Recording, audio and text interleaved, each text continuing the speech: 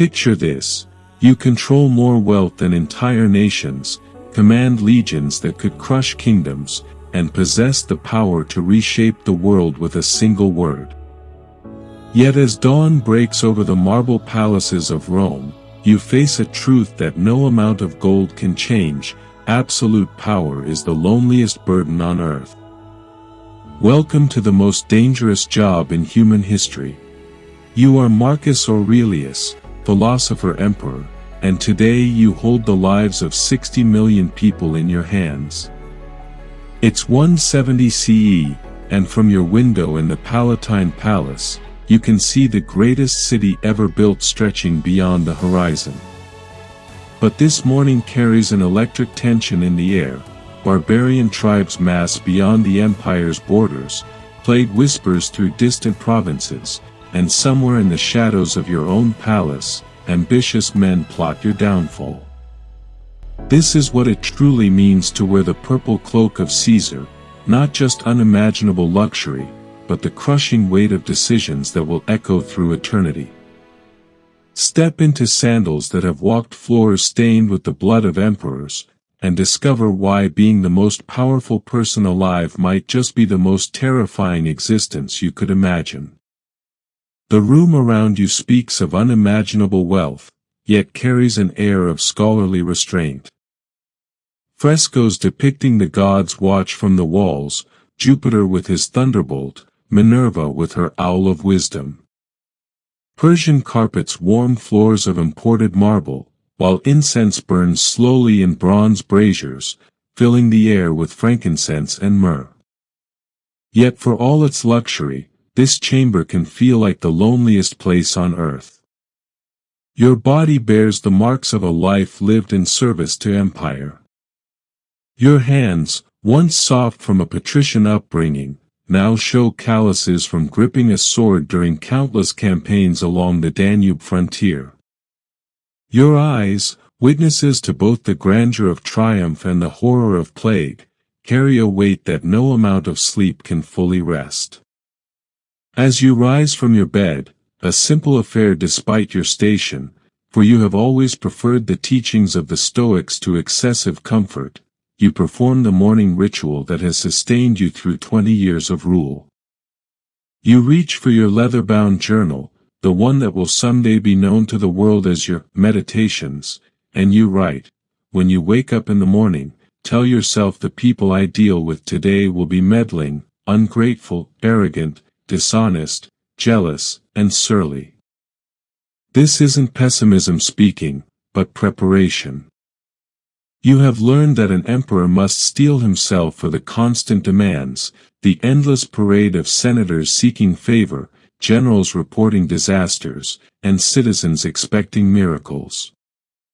The purple you wear is beautiful, but it is also a target, a burden, a responsibility that follows you into sleep and greets you upon waking. Your morning begins not with the luxuries one might expect, but with duty.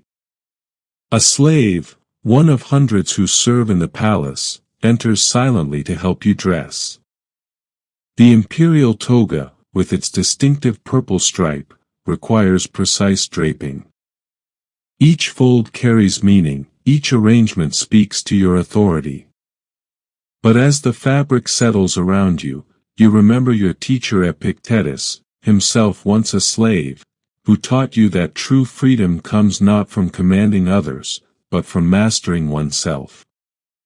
The breakfast that awaits you in the triclinium is modest by imperial standards. Bread still warm from the palace bakery, honey from the emperor's own beehives, olives pressed from trees in your private groves, and wine mixed with water as the Greeks taught.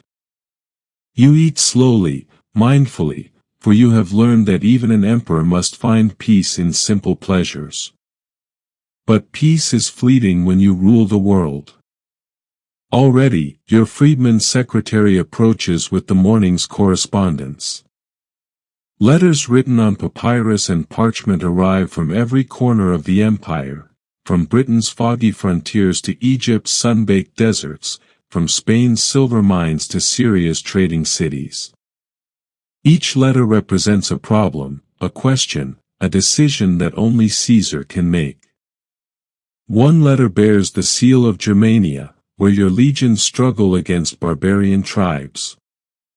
Another comes from Alexandria, where philosophers debate the nature of the soul while grain ships prepare to feed Rome's 1,000,000 inhabitants. A third arrives from Gaul, where a governor requests permission to build a new aqueduct. Each decision you make will ripple across continents, affecting lives you will never see, in languages you will never hear. As you break the wax seals and unfold these messages, you feel again the peculiar isolation of absolute power. You are surrounded by people, yet utterly alone. You can command armies, yet cannot command the loyalty of your own son Commodus, whose excesses already worry you. You possess wealth beyond measure, yet the most precious commodity, a friend who will tell you the truth, remains impossibly rare. The morning light grows stronger, streaming through the tall windows of your study. Somewhere in the city below, 1,000,000 people begin their day, bakers kneading dough, merchants opening their shops, children running through narrow streets. They live and love and worry about small things, and perhaps that is a kind of freedom you will never know. But you are Marcus Aurelius, Caesar Augustus, and duty calls. The weight of the purple settles more firmly on your shoulders as you prepare to face another day of being the most powerful person in the world. The Palatine Hill rises above Rome like a marble crown, its terraced gardens and towering palaces a testament to imperial might. Yet as you walk through its corridors, you understand why some call it the most beautiful prison ever built. Every step is watched, every word recorded, every moment choreographed by the demands of being emperor. Your day begins in the Aula Regia, the great throne room where even whispers echo like thunder. The room stretches impossibly long, its vaulted ceiling painted with scenes of your divine ancestors. Here, columns of rare marble, some purple porphyry from Egypt, others yellow giallo antico from Tunisia, support a roof that seems to touch the heavens themselves. The throne, carved from a single block of white marble and cushioned with silk from distant China, awaits your presence. But before you can sit in judgment, you must navigate the intricate dance of imperial protocol. Your chamberlain, a former slave now wielding enormous influence, briefs you on the day's supplicants. A delegation from Athens wishes to discuss tax relief. Spanish miners seek permission to expand their operations. Celtic chieftains from Britannia have traveled months to pledge loyalty. Each group has waited weeks for this moment, their fates hanging on your words. As you settle onto the throne, you feel its cold marble through the silk cushions, a reminder that for all its grandeur, power is often an uncomfortable seat. The great bronze doors swing open, and the first petitioners enter. They approach across an expanse of polished marble so vast that their footsteps create a rhythm like distant thunder. Protocol demands they stop precisely 20 feet from the throne, bow 3 times, and wait for permission to speak. Watching them approach, you see yourself reflected in their eyes, not as Marcus the man who struggles with philosophy and doubt, but as Caesar the god-emperor, wreathed in purple and power. The distance between you and them is more than physical, it's the gulf between mortal and divine that Roman tradition demands you maintain. The first petitioner is a merchant from Gaul, his Latin heavily accented, his hands trembling as he requests permission to establish a new trade route. Behind him, a senator's widow pleads for justice in a property dispute. Then comes a provincial governor seeking guidance on a boundary disagreement with a neighboring territory. Each case requires your attention, your wisdom, your final word. Between audiences, you retreat to your private garden, a sanctuary within the palace where you can almost pretend to be an ordinary man. Here, among carefully tended rosebushes and aromatic herbs, you find the closest thing to solitude your life allows. A small fountain plays music against marble, its water shipped from a sacred spring in the Alban Hills. You sit on a simple stone bench, close your eyes, and try to remember what it felt like to be just Marcus, before the purple found you. Your lunch is served in the triclinium, a dining room that could hold 100 guests but today hosts only you and your closest advisors. The meal itself is a work of art, peacock stuffed with songbirds, wine aged in underground cellars, fruits from the emperor's private orchards. But you barely taste it, for your mind is occupied with reports from the frontier. The Germanic tribes grow restless again.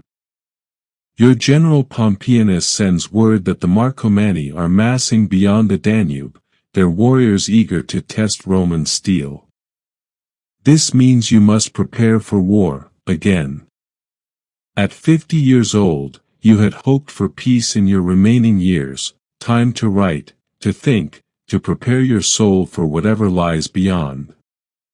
But the empire's borders are like a living thing, always in need of tending, always threatening to bleed.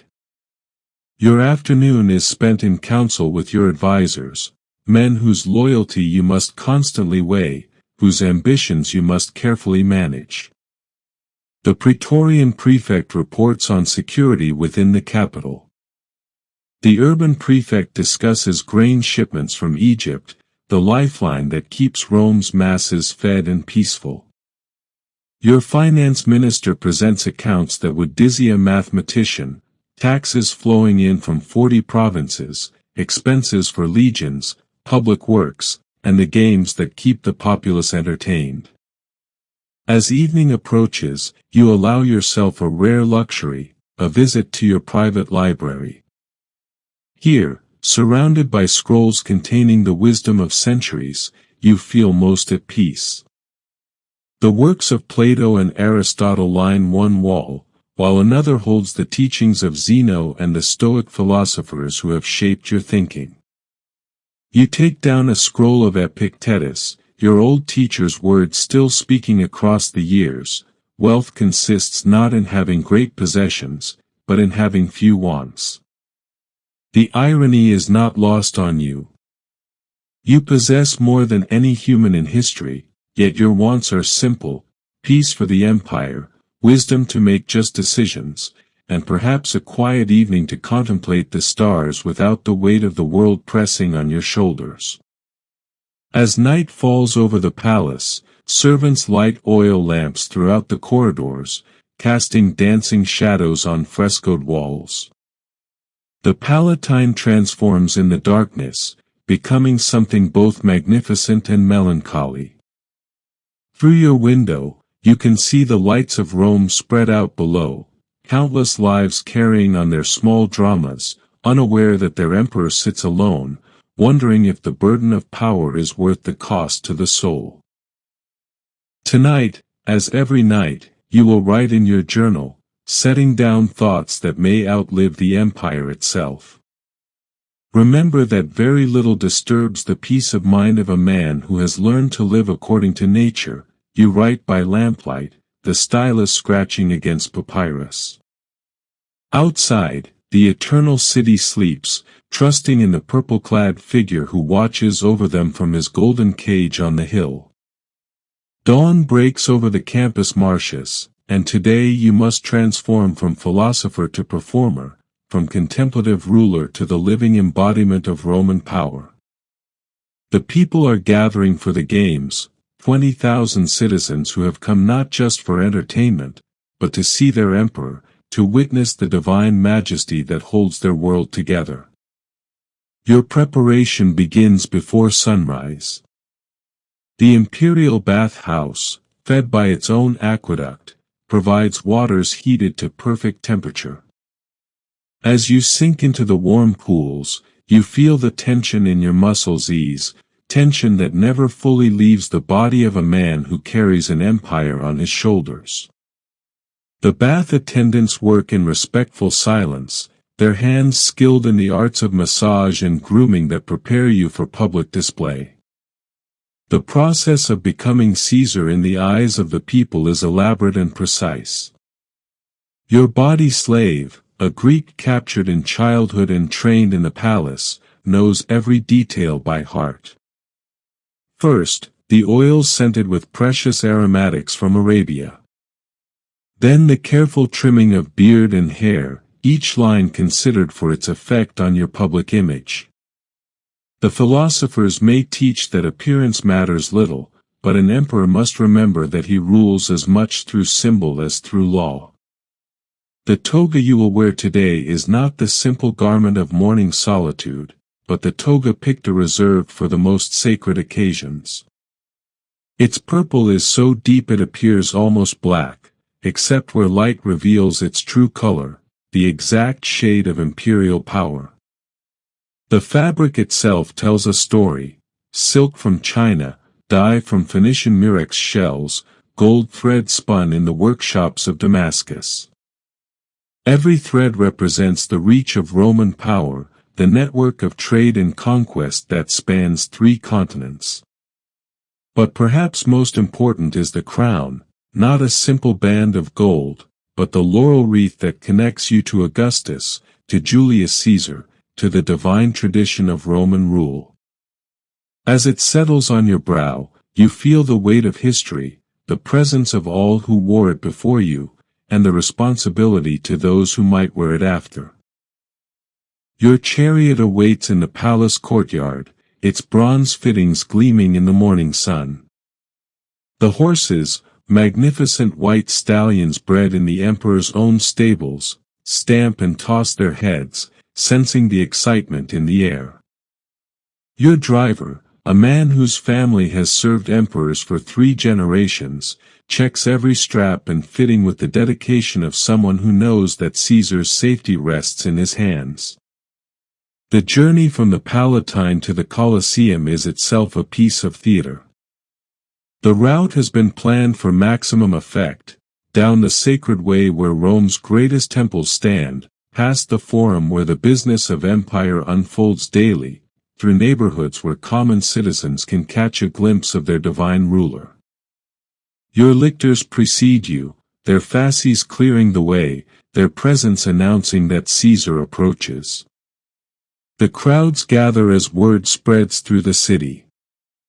From windows and rooftops, from street corners and shop doorways, faces turn toward your procession. Some cheer, others simply stare in wonder. Children point with excitement while their parents lift them for a better view. You wave with practiced grace, your expression carefully composed to project both majesty and benevolence, accessible enough to seem human, distant enough to remain divine. The Colosseum rises before you like a mountain of stone and marble, its arches casting intricate patterns of light and shadow. As your chariot approaches the imperial entrance, the roar of the crowd washes over you, 20,000 voices raised in greeting, a sound like distant thunder that seems to make the very air vibrate. This is the moment when Marcus the philosopher must disappear entirely, replaced by Caesar the god-emperor. Your entrance into the imperial box is choreographed to perfection. First, the herald's trumpet announces your presence. Then, as you appear in the doorway of the imperial pulviner, the crowd rises as one, a wave of humanity acknowledging your divine authority. You raise your hand in the traditional greeting, and 20,000 voices respond with the ancient chant, Ave, Caesar. Hail Caesar! The imperial box itself is a marvel of luxury and symbolism. Purple silk awnings shield you from the sun while allowing perfect views of the arena below. The chairs are carved ivory inlaid with gold, cushioned with silk that rustles softly as you settle into place. Servants stand ready with wine cooled in mountain snow, with fruits peeled and prepared to your preference, with whatever comfort the emperor might desire. But your attention is not on luxury, it's on the performance that's about to begin. Today's games will feature gladiatorial combat, exotic animal hunts, and perhaps even a naval battle if the arena is flooded. You understand that these spectacles serve a purpose beyond mere entertainment. They demonstrate Roman power, Roman wealth, Roman ability to command the dangerous and exotic from every corner of the known world. The first gladiators enter the arena, their bronze armor gleaming, their weapons sharp and ready. They approach your box and deliver the traditional salute, Ave, Caesar, morituri te salutant, Hail Caesar, those who are about to die salute you. You nod in acknowledgement, acutely aware that your gesture may determine who lives and who dies in the sand below. As the games unfold, you must maintain perfect imperial composure. When a gladiator falls, the crowd looks to you for judgment, thumb up for mercy, thumb down for death. Each decision is both personal and political, a balance between satisfying the mob's bloodlust and demonstrating imperial clemency. You think of your Stoic teachings about the value of life, but also of your duty to maintain the social order that keeps peace in the empire. Between contests, citizens approach with petitions, gifts, and declarations of loyalty. A veteran presents you with a crown woven from wheat grown on his farm. A merchant offers rare spices from beyond the edges of the map. Children throw flower petals that drift down like colorful snow. Each gesture reinforces the connection between emperor and people, the sacred bond that holds civilization together. As the sun reaches its zenith and the games continue, you reflect on this strange performance that is your life. In a few hours, you will return to the palace, remove the crown and purple, and become again the man who struggles with philosophical questions and worries about his wayward son. But for now, you are Caesar eternal, the living God who rules the world from his marble throne. The crowd's energy feeds on itself, their excitement growing with each contest, each display of imperial largesse. And you, purple-clad and golden-crowned, preside over it all like a conductor directing a symphony of human passion, playing your role in the greatest performance ever staged. The afternoon sun slants through the tall windows of the basilica as you prepare for the most solemn duty of imperial life, the dispensation of justice. Here in this marble hall, where every whisper echoes and every decision reverberates through history, you must transform from entertainer back to judge, from performer to the ultimate arbiter of Roman law. The cases that await you today represent the full spectrum of human folly and tragedy. A senator accused of treason sits in chains, his once proud toga replaced with rough cloth, his fate hanging on your words. Beside him, a merchant appeals a court decision that would strip him of his fortune. A provincial governor faces charges of corruption, while a centurion seeks clemency for desertion during the plague years.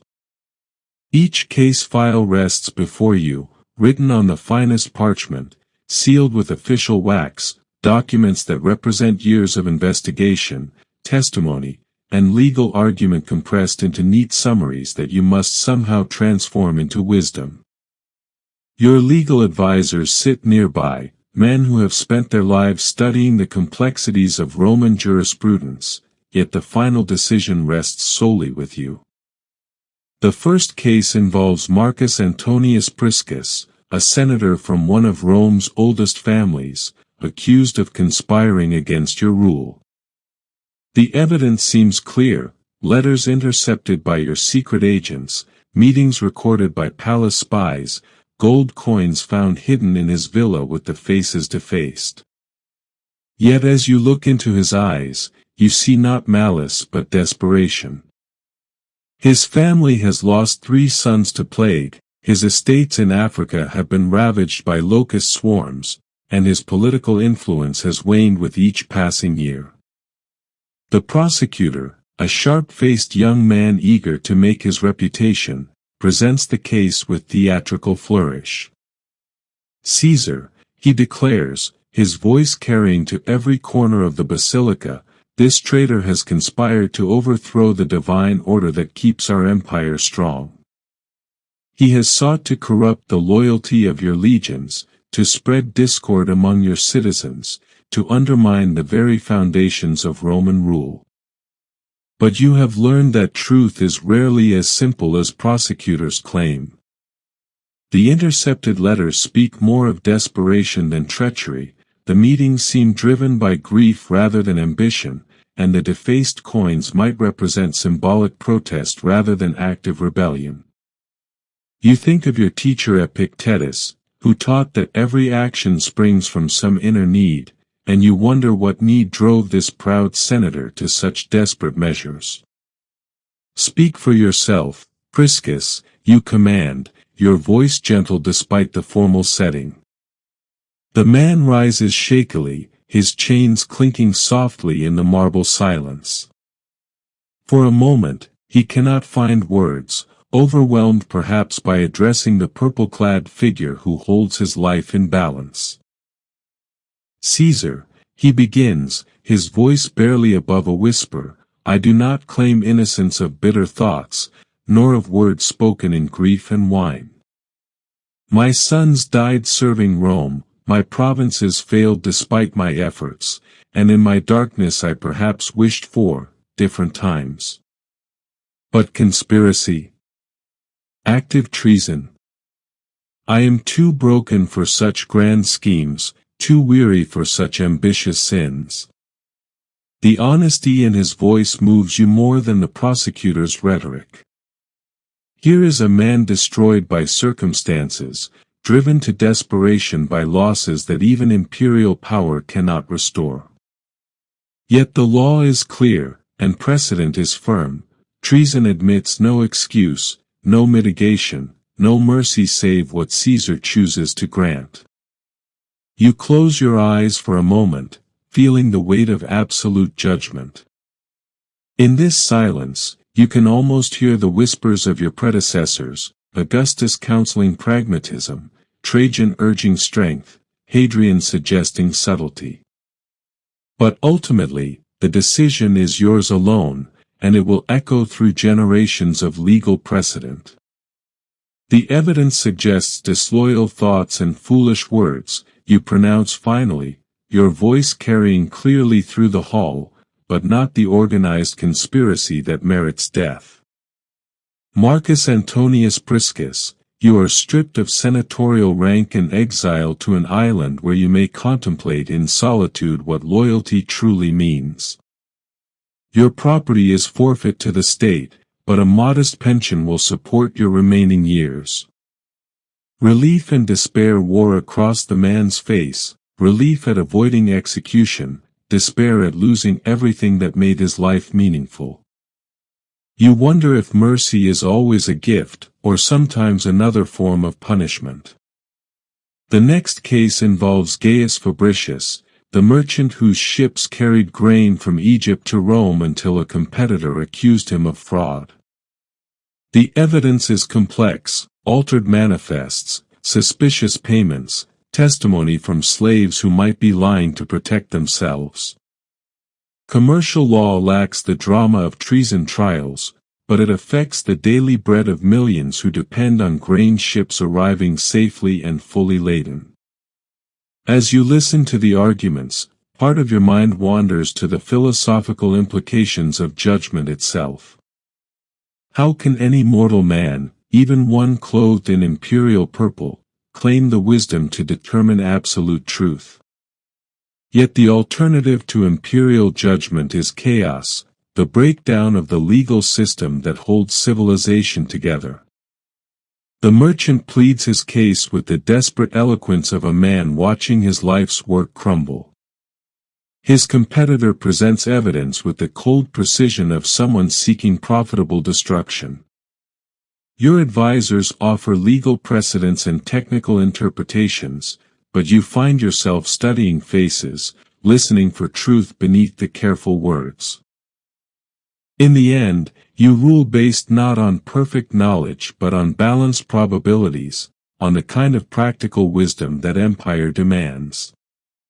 The merchant retains his business but pays substantial fines. His competitor receives a warning about the dangers of false accusations.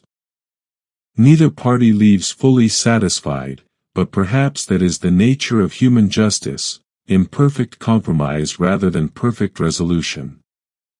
Case after case follows this pattern, human complexity reduced to legal questions, personal tragedies transformed into judicial precedents, the messy reality of life forced into the clean categories of Roman law. A wife accuses her husband of adultery, a father disowns his spendthrift son, a general seeks approval for executing deserters during a plague outbreak. Each decision you make will be recorded, studied, and applied to future cases throughout the empire. Provincial governors will cite your judgments when facing similar situations. Legal scholars will debate your reasoning in schools and libraries.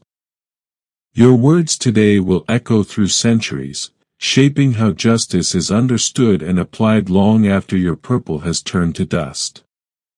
As evening approaches and the last case concludes, you feel the familiar exhaustion that comes from wrestling with the impossible complexity of human nature. You have tried to be wise, just, and merciful, but you know that every decision has created both satisfaction and grievance, both justice and injustice. Walking back through the palace corridors, you reflect on this strangest aspect of imperial power, the duty to judge your fellow humans as if from some divine perspective, while remaining all too human yourself.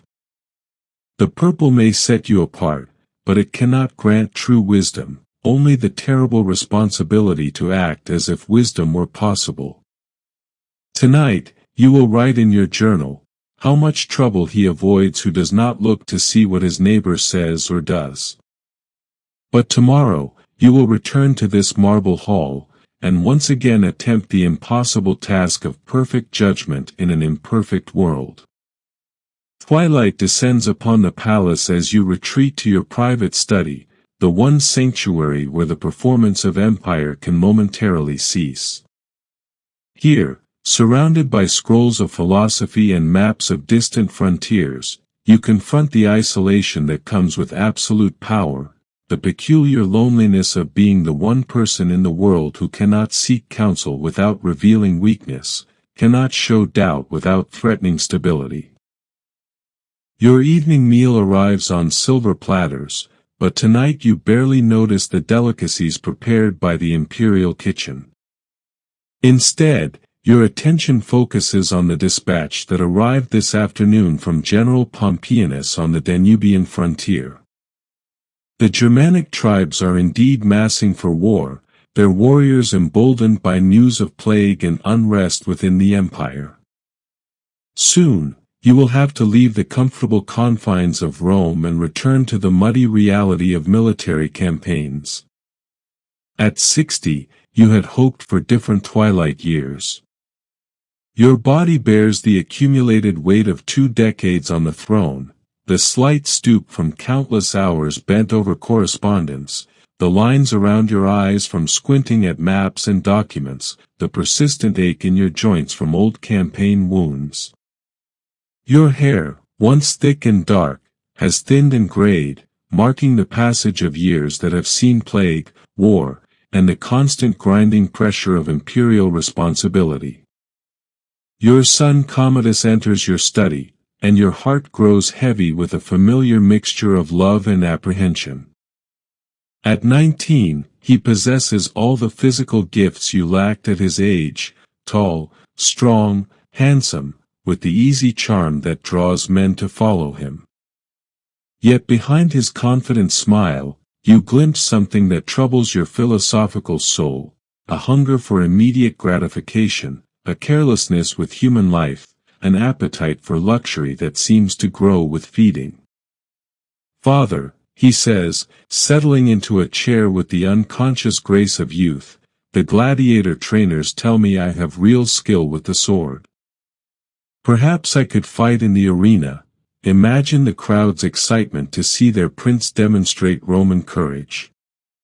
The suggestion sends a chill through your aging heart. The idea of an imperial heir risking his life for popular entertainment violates every principle of Stoic wisdom, every lesson of responsible leadership. Yet you recognize in his words the same restless energy that once drove you to seek glory on distant battlefields, before philosophy taught you that true victory comes from conquering oneself. Commodus, you reply carefully, courage is indeed a virtue, but wisdom must guide its expression. The people need their emperor to be more than an entertainer. They need him to be a symbol of order, of justice, of the divine harmony that holds civilization together.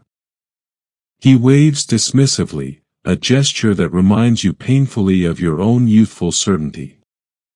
You worry too much about philosophy, Father. The people love spectacle, love strength displayed openly. Why hide imperial power behind scrolls and legal precedents when it could blaze forth in the arena? These conversations always end the same way, with you feeling the gap that divides not just father and son, but two completely different visions of what an emperor should be. You see the throne as a burden to be borne with dignity and wisdom. He sees it as a stage for personal glory, a means to satisfy every desire without constraint. After he leaves, you sit alone in the gathering darkness, oil lamps casting flickering shadows on the scrolls that line your walls. Somewhere in the palace, servants prepare for the night, bankers counting the day's revenues, guards changing shifts, scribes copying important documents. The machinery of empire continues its endless operation, largely independent of the man who sits at its apex. You think of your wife Faustina, dead these many years, and wonder what she would make of the man Commodus has become. In her final illness, she had worried about his character, had begged you to provide better guidance, stronger discipline. But how does a philosopher emperor teach wisdom to a son who sees philosophy as weakness, who mistakes gentleness for softness? Your thoughts turn to the generals and advisors who surround you, men whose loyalty you must constantly evaluate without ever being certain of their true motives. Power creates its own ecology of ambition, its own careful dance of alliance and rivalry. Even your closest friends must be watched, for the purple makes every relationship political, every confidence potentially dangerous. Tonight, as every night, you must review intelligence reports from across the empire. Your agents in Britain report increased activity among the northern tribes. From Syria comes word of renewed tensions with Parthia. Egypt's grain harvest shows concerning shortfalls that could affect Rome's food supply. Gaul remains peaceful, but your governors there request additional funds for road maintenance and frontier fortifications. Each report represents a potential crisis that could demand your personal attention. Any one of these distant problems could escalate into the kind of emergency that requires the emperor's presence, his direct command, his willingness to risk everything for the stability of Rome. The burden of such awareness, of knowing that crisis lurks always just beyond the horizon, creates a form of vigilance that never allows true rest. You light another lamp and reach for your journal, the leather-bound companion that has received your most private thoughts for years. Tonight you write, the universe is transformation, our life is what our thoughts make it. Every moment of our lives we are either moving toward virtue or away from it. The words flow from your stylus like a form of prayer, an attempt to find meaning in the endless complexity of imperial existence. You write not for history, but for your own soul, trying to capture some fragment of wisdom from each day's struggles with power, duty, and human frailty. Outside your window, Rome sleeps under a canopy of stars that have watched over countless emperors before you. The city's million inhabitants trust that tomorrow will bring security, food, entertainment, and the continuation of the order that makes their lives possible. They sleep peacefully because somewhere in a palace on the Palatine Hill, a purple-clad figure keeps vigil over their dreams. But who keeps vigil over the dreams of the emperor? Who comforts the man who must comfort an empire? In the deepest hours of night, when the weight of the world presses most heavily on imperial shoulders, these questions echo through marble corridors where even whispers seem to carry the weight of destiny. You close the journal and prepare for bed, knowing that tomorrow will bring fresh challenges, new crises, more impossible decisions that only Caesar can make. The purple cloak hangs on its stand like a living thing, waiting to transform you once again from Marcus the man into Caesar the god emperor, from philosopher into performer in the grandest theater ever built. In these final hours before sleep claims even emperors, you stand at your window overlooking the eternal city, contemplating the strangest burden of imperial life, the weight of forever. Every decision you make will echo through centuries, every word you speak may be repeated long after your bones have turned to dust. Tonight, as age and weariness press upon your shoulders, you confront the terrible gift of historical immortality. The city below sparkles with countless oil lamps and torches, a constellation of human activity that mirrors the stars above. Somewhere in those twinkling lights, a baker kneads tomorrow's bread, a merchant counts his coins, a mother sings her child to sleep. Their lives will pass unmarked by history, their struggles and joys known only to themselves and those who love them. In some ways, you envy them this precious anonymity, this freedom to exist without the burden of eternal judgment. Your private chambers have been prepared for the night with the careful attention that surrounds every aspect of imperial existence. The bed, its frame inlaid with ivory and gold, awaits with linens softer than clouds. Braziers burn with aromatic woods that fill the air with gentle warmth and the sense of distant forests. Servants have placed warm water and towels nearby, along with the light refreshments you prefer before sleep. Yet physical comfort feels distant tonight as your mind wrestles with questions that have no clear answers. What kind of emperor have you been? What kind of man? History will judge both, but you will not be there to explain your choices, to provide context for your failures, to argue for understanding of your limitations. You think of Augustus, dead now for over a century and a half, yet still present in every ceremony, every legal precedent, every aspect of imperial protocol. His ghost walks these halls, his vision of empire still shapes daily decisions. Will your own shade someday influence emperors not yet born? Will your meditations guide future rulers, or will they be forgotten like so many other philosophical works gathering dust in Alexandria's libraries?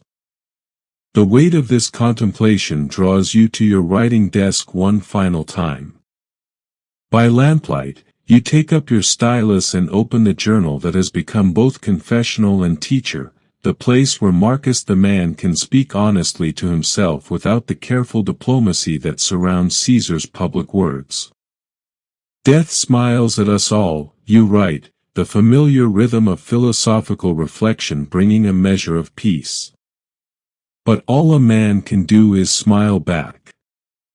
These words capture something essential about the imperial condition, the knowledge that even absolute power is temporary, that the purple cloak will someday pass to other shoulders, that Caesar himself is mortal despite the divine honors accorded to his office. Your thoughts turn to the great predecessors who shaped the role you now inhabit. Trajan, who expanded the empire to its greatest extent, yet died longing for one more campaign, one more victory to cement his legacy. Hadrian, who built walls and cities, created art and poetry, yet remained restless and melancholy, never quite finding the peace his accomplishments should have provided. Each emperor adds his own layer to the imperial tradition, yet none can escape the fundamental loneliness of absolute authority. Tomorrow, you know, will bring fresh challenges that will test both your wisdom and your will. The Germanic tribes will not wait for your philosophical reflections to conclude their preparations for war. The grain ships from Egypt must arrive on schedule or Rome's population will grow restless. Provincial governors will continue to require guidance, senators will continue to seek favor, and the endless machinery of empire will demand your attention to 10,000 details that could each, in their small way, affect millions of lives. But tonight belongs to solitude and honest reflection. You think of your childhood, when the possibility of wearing the purple seemed as distant as the stars themselves. Born into privilege but not destined for the throne, you had imagined a life of study and contemplation, perhaps teaching philosophy in Athens or writing commentaries on the great thinkers. Fate, mediated through the adoption policies of Antoninus Pius, had different plans. The irony strikes you that in seeking to live according to philosophy, you have been forced into the most unphilosophical of roles, the wielder of absolute power, the final arbiter of human disputes, the man who must sometimes choose expedience over truth, effectiveness over pure virtue. Yet perhaps this too is part of wisdom, learning to serve the good of the whole even when it conflicts with personal preference, maintaining integrity within compromise. Your body reminds you of its limitations, the ache in your back from a day spent leaning over documents, the strain in your eyes from reading by lamplight, the general weariness that accumulates from carrying the weight of empire. Yet even these physical reminders serve their purpose, grounding the divine emperor in mortal flesh, preventing the complete disconnection from humanity that absolute power might otherwise create. As you prepare to close your journal, you write one final entry for this day. Very little is needed to make a happy life. It is all within yourself, in your way of thinking. These words, which you hope might someday comfort another soul struggling with impossible burdens, feel both true and impossibly distant. How does one maintain simplicity while governing complexity? How does one find happiness within the golden cage of imperial duty? The servants have withdrawn to their quarters, leaving you alone with the night and its eternal questions. Through your window, the last lights of Rome flicker and fade as the city settles into sleep. Guards maintain their vigilant patrol of the palace walls, but even they move with the quiet efficiency of routine, their attention focused outward toward potential threats rather than inward toward the solitary figure who bears ultimate responsibility for their safety and purpose. You move to your bed at last, feeling the weight of the day settling into your bones like sediment in a still pool. The silk sheets, warmed by slaves with heated stones, embrace your tired body with the kind of comfort that only vast wealth can provide. Yet comfort of the body cannot ease the restlessness of a mind that must constantly balance personal desire against imperial duty, individual conscience against the needs of 60 million souls. In these moments before sleep, your thoughts drift to the philosophical concept that has sustained you through 2 decades of rule, the idea of the philosopher-king that Plato dreamed of in his Republic. You had not sought to fulfill this ideal, it had been thrust upon you by circumstance and adoption. Yet in trying to live up to it, you have discovered both the possibility and the terrible burden of attempting to rule according to wisdom rather than mere power. The purple cloak hangs nearby in the darkness, invisible now but still present, waiting for dawn to transform you once again from man to emperor. In the morning, you will don that symbol of authority and become Caesar Augustus, divine ruler of the known world. You will make decisions that affect the price of grain in distant provinces, the movement of legions across vast frontiers, the fate of individuals who will never see your face but whose lives depend on your wisdom. But in this precious interlude between day and day, between the performance of one imperial role and the next, you can simply be Marcus, aging, uncertain, burdened with questions that have no perfect answers, yet still striving to live according to the philosophical principles that have anchored your soul through the storms of absolute power. Sleep comes slowly to emperors, for the mind that must hold the welfare of an empire cannot easily release its vigilance. Yet gradually, the warmth of the bed, the gentle sounds of night settling over the palace, and the profound exhaustion of bearing unlimited responsibility combine to draw consciousness down into the realm of dreams. In sleep, perhaps, the emperor can briefly escape the purple cage, can dream of being an ordinary man with ordinary concerns, a teacher debating philosophy with eager students, a father proud of his son's virtue, a husband growing old beside his beloved wife. In dreams, the weight of empire lifts, the burden of divine kingship dissolves, and what remains is simply a human soul seeking rest and peace. The night deepens over Rome, over the palace, over the sleeping figure of the most powerful man in the world. Guards continue their patient rounds, scribes work by lamplight in distant offices, and the great machinery of empire maintains its endless operation.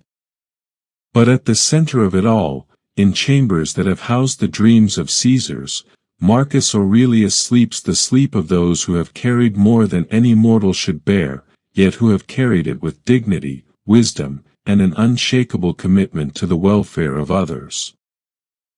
In a few hours, dawn will return, and with it the transformation from man to emperor, from Marcus to Caesar. The purple will claim him once more, and the performance of divine kingship will resume. But for now, in the deep peace of imperial slumber, there is only a tired soul finding rest, dreaming perhaps of simpler days when the greatest burden was choosing which scroll to read, which philosophical question to ponder, which path might lead toward wisdom and virtue. The stars will overhead, marking the passage of hours in their eternal dance. Rome sleeps, trusting in the purple-clad guardian who watches over their dreams even in his own.